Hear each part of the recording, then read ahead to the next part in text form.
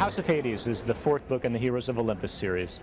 And I think the main difference with this one is that we have 7 main characters that have been sort of being drawn through the other books in the series, and now for the first time they're all together, they all have their own points of view, and they're all sort of reacting in their own way to this quest that they're on. But more than that, it's really about Percy and Annabeth, who are my main 2 characters. And at the end of the last book, they were thrown into a very, very difficult situation, and it's really about how do they get out, and can they survive the situation they've been thrown in. After the House of Hades, there'll be one more that'll wrap up the second version of Percy Jackson's world that I've created. And at that point, I'm going to move on to Norse mythology.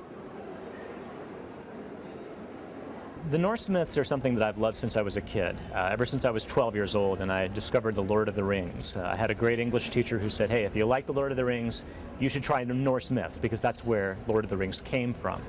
I always loved the stories. I love Odin, Loki, Thor, but it's been percolating in the back of my mind for decades. I really haven't found, until now, a way that I want to approach it. I can't tell you too much about what that's going to be, but suffice to say, I have a way of writing that works for me, taking the ancient stories, making them happen today with a lot of irreverence, with a lot of humor and action, and try to appeal to the reluctant readers. So it's safe to say I'll take the Norse myths the same way.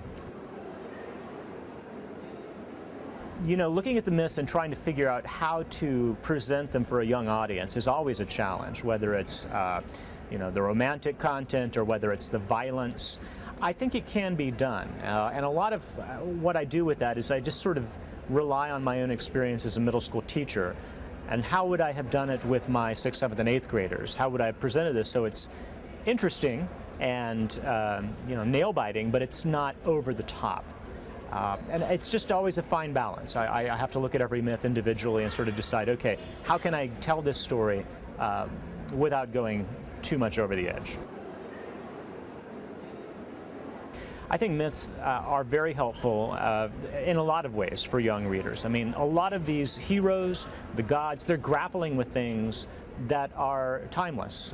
Jealousy, revenge, patriotism, love. I mean, all of these are very immortal human emotions, and I think that's why they resonate down through the ages. I think the book that made me want to be a writer is Lord of the Rings. I mean, it's, you know, it's the gold standard for fantasy. Really, when I was growing up, that was what you read. There wasn't a whole lot of fantasy out there, but the Lord of the Rings just really, for whatever reason, resonated with me. And, you know, like a lot of kids now write fan fiction of this, that, or the other thing. You know, that's pretty much everything I tried to write when I was young sounded like the Lord of the Rings.